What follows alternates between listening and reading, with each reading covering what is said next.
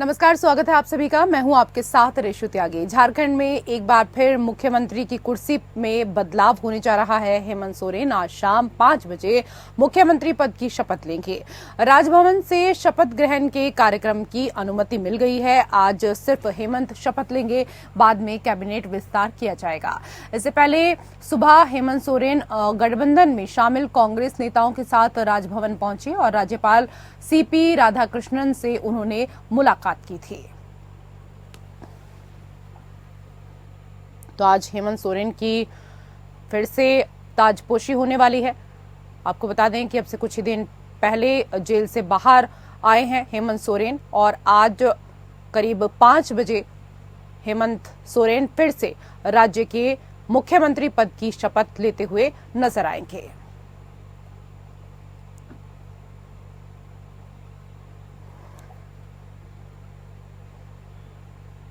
उधर मुख्यमंत्री नीतीश कुमार ने पुलों के रखरखाव को लेकर समीक्षा बैठक की है। बैठक में पथ निर्माण विभाग के अपर मुख्य सचिव अमृत एवं ग्रामीण कार्य विभाग के अपर मुख्य सचिव दीपक कुमार सिंह ने अपने अपने विभागों के पथों और इसके साथ ही पुल के निर्माण एवं रखरखाव के संबंध में जानकारी दी। बैठक में मुख्यमंत्री ने कहा कि वर्ष 2005 से बिहार के सभी क्षेत्रों में लगातार विकास के कार्य किए जा रहे हैं।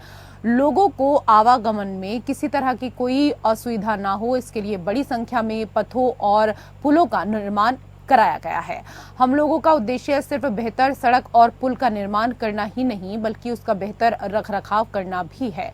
उन्होंने कहा कि हम लोगों ने निर्णय लिया था कि पुल के रखरखाव के लिए मेंटेनेंस पॉलिसी बनाई जाए। पथ निर्माण विभाग ने पुल की मेंटेनेंस पॉलिसी बना ली है। मुख्यमंत्री ने ग्रामीण कार्य विभाग को भी पथ निर्माण विभाग की मेंटेनेंस पॉलिसी के अनुरूप जल्द मेंटेनेंस पॉलिसी तैयार करने का निर्देश दिया है।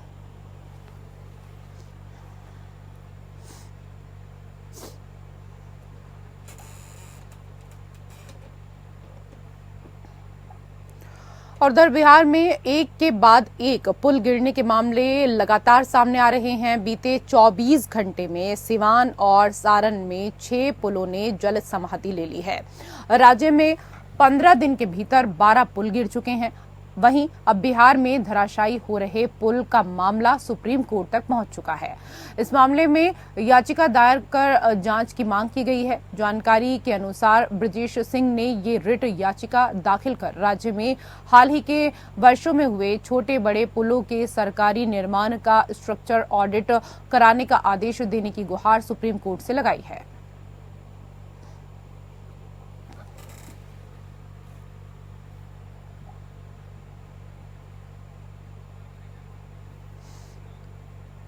उधर भागलपुर पहुंचे बिहार सरकार के श्रम संसाधन विभाग के मंत्री संतोष कुमार सिंह ने संविदा कर्मियों के बीच नियोजन पत्र वितरण किया। शहर के टाउन हॉल में सैकड़ों संविदा कर्मियों को नियोजन पत्र दिया गया। इसको लेकर शहर के टाउन हॉल में कार्यक्रम का आयोजन किया गया, जिसमें विशेष सर्वेक्षण सहायक, बंदोबस्त पदाधिकारी, कानूनगो और अमीन के अलावा लिपिक को नियोजन पत्र दिया गया। कार्यक्रम में भागलपुर के जिलाधिकारी, वरिष्ठ पुलिस अधीक्षक सहित कई विधायक भी शामिल हुए। वहीं नियोजन पत्र पाकर अभ्यर्थियों में काफी खुशी देखी गई।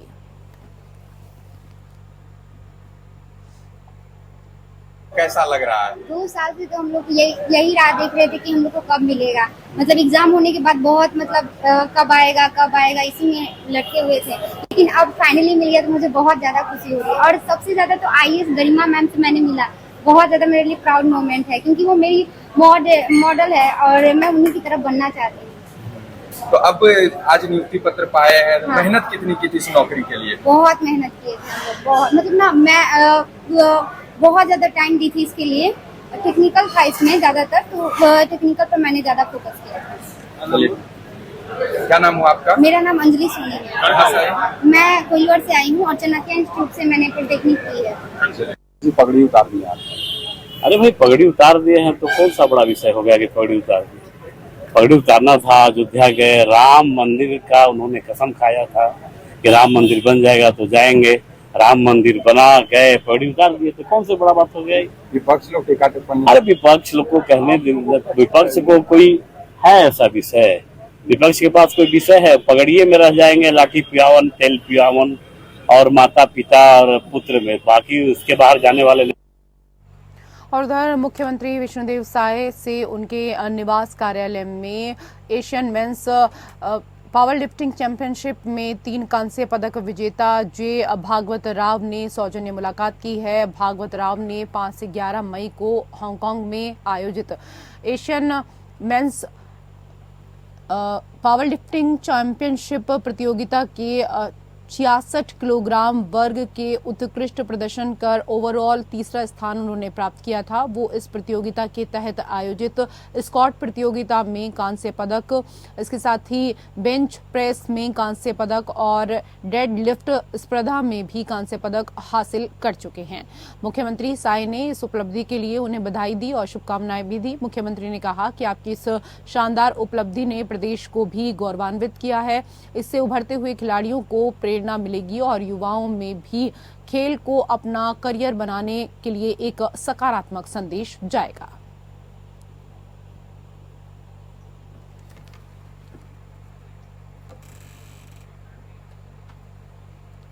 उधर मुख्यमंत्री विष्णुदेव साय की संवेदनशीलता से 5 वर्षीय नूतन ठाकुर की आंख का इलाज 1 सप्ताह के भीतर हो गया। सीएम साय का आभार जताने नूतन के पिता आज अपनी बेटी को लेकर मुख्यमंत्री से मिलने के लिए पहुंचे। मुख्यमंत्री ने नूतन को दुलारा और नूतन को अपना आशीर्वाद भी प्रदान किया। उन्होंने नूतन से कहा कि अच्छे से पढ़ाई करना। नूतन ने मुख्यमंत्री को बाल सुलभ सहजता के साथ गुलाब का फूल भेंट किया। अब नूतन के पिता काशी ठाकुर बेटी के इलाज के लिए मिली त्वरित सहायता के लिए मुख्यमंत्री साय को धन्यवाद देते नहीं थक रहे हैं।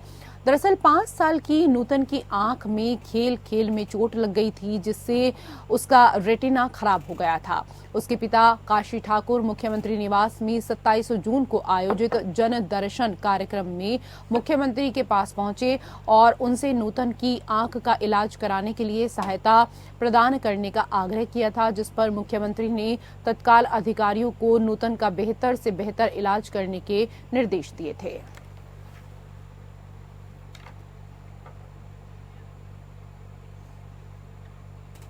उधर उप मुख्यमंत्री अरुण साव ने रायपुर के सिविल लाइन स्थित अपने निवास कार्यालय में पत्रकार वार्ता को संबोधित किया। उन्होंने पत्रकार वार्ता में बताया कि भारत सरकार के सड़क परिवहन और राजमार्ग मंत्रालय ने छत्तीसगढ़ में राष्ट्रीय राजमार्गों के 253 किलोमीटर लंबाई के उन्नयन और चौड़ीकरण के 18 कार्यों के लिए 3,289 करोड़ रुपए का प्रावधान किया है। साथ ही भविष्य में प्रस्तावित कई किलोमीटर लंबाई के 8 कार्यों के सर्वेक्षण और डीपीआर के लिए 35 करोड़ रुपए का प्रावधान किया गया है। उन्होंने छत्तीसगढ़ के लिए इतनी बड़ी राशि का प्रावधान करने के लिए भारत सरकार और केंद्रीय सड़क परिवहन और राजमार्ग मंत्री नितिन गडकरी के प्रति अपना आभार भी व्यक्त किया।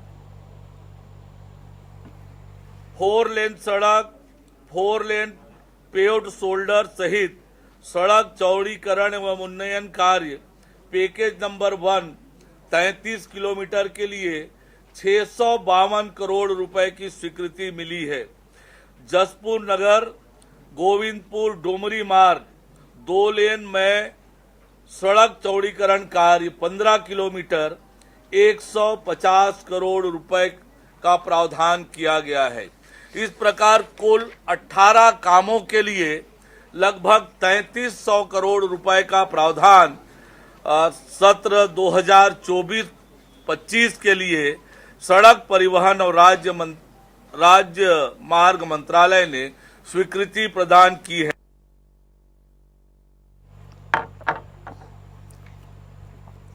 और उधर छत्तीसगढ़ विधानसभा के अध्यक्ष और राजनांदगांव विधायक डॉक्टर रमन सिंह ने अपने निर्वाचन क्षेत्र में पुलिस महानिरीक्षक कार्यालय का लोकार्पण किया है। वहीं अपने निवास कार्यालय में आमजनों से मुलाकात करते हुए उनकी समस्याओं को सुना। राजनांदगांव पुलिस महानिरीक्षक कार्यालय के उद्घाटन अवसर पर मुख्य अतिथि के रूप में शिरकत करते हुए छत्तीसगढ़ विधानसभा के अध्यक्ष और राजनांदगांव विधायक डॉक्टर रमन सिंह ने पुलिस महानिरीक्षक कार्यालय का लोकार्पण किया। इस दौरान डॉक्टर रमन सिंह ने पर्यावरण संरक्षण का संदेश देते हुए अमरूद का पौधा भी लगाया। लोकार्पण अवसर पर आयोजित समारोह को संबोधित करते हुए डॉक्टर रमन ने कहा, आज पुलिस महानिरीक्षक कार्यालय लोकार्पण हुआ है। उन्होंने कहा कि इसमें विस्तार की आवश्यकता है। भविष्य में पूरी कार्य योजना के साथ कार्यालय का विस्तार करेंगे।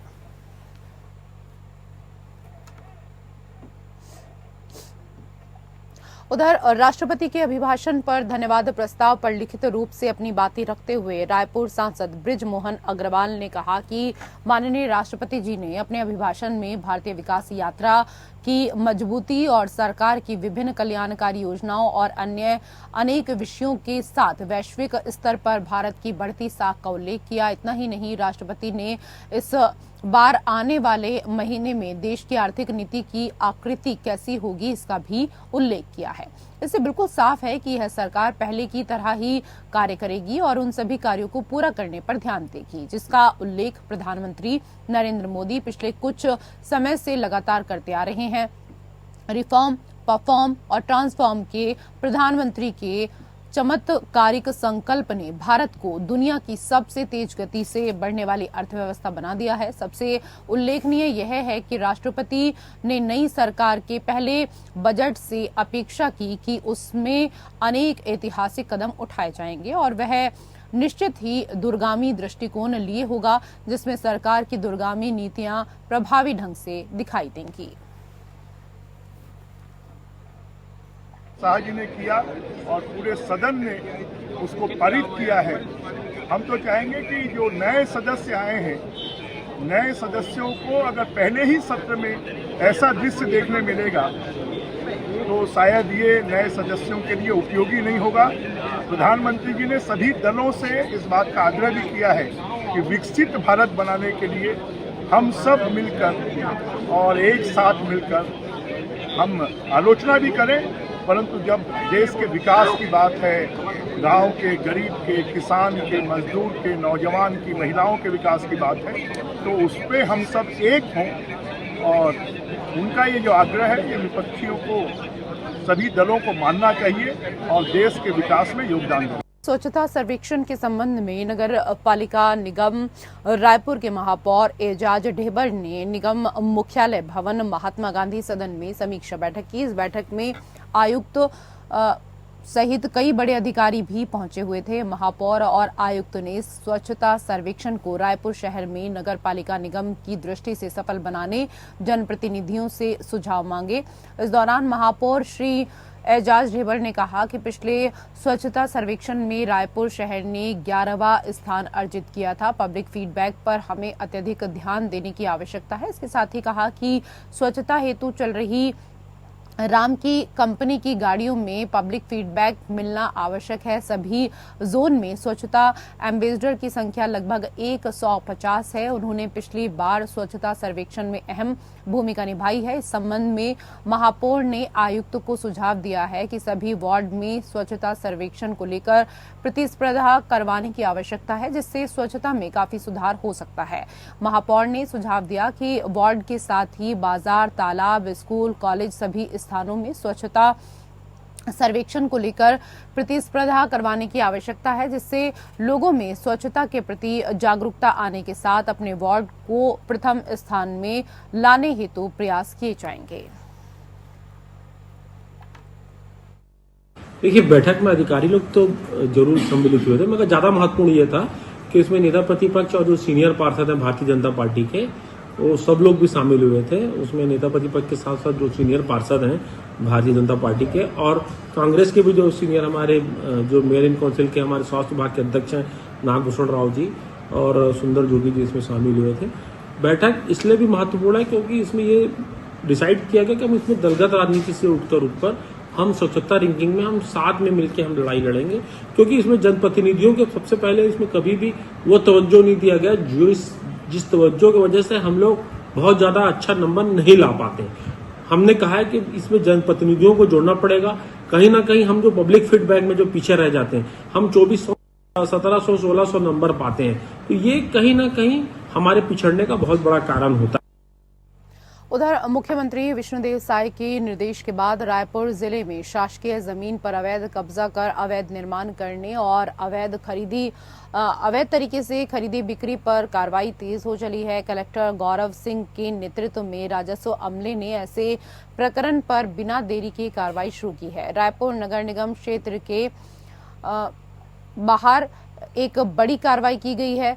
राजस्व अमले ने सेजबहार में मुख्य सड़क के किनारे से लगी लगभग 5 एकड़ सरकारी जमीन को अवैध निर्माण और कब्जे से मुक्त कराया है। इस जमीन पर माना के बनरसी गांव निवासी संतोष ने अवैध कब्जा कर अवैध रूप से पक्का निर्माण करने और जमीन की अवैध खरीद बिक्री करने की शिकायत स्थानीय लोगों ने मुख्यमंत्री जनदर्शन कार्यक्रम में दी थी। सरकारी जमीन पर अवैध कब्जे की शिकायत को सीएम साय ने गंभीरता से लिया और इसकी जांच कर त्वरित कार्रवाई करने के निर्देश कलेक्टर रायपुर को दिए थे।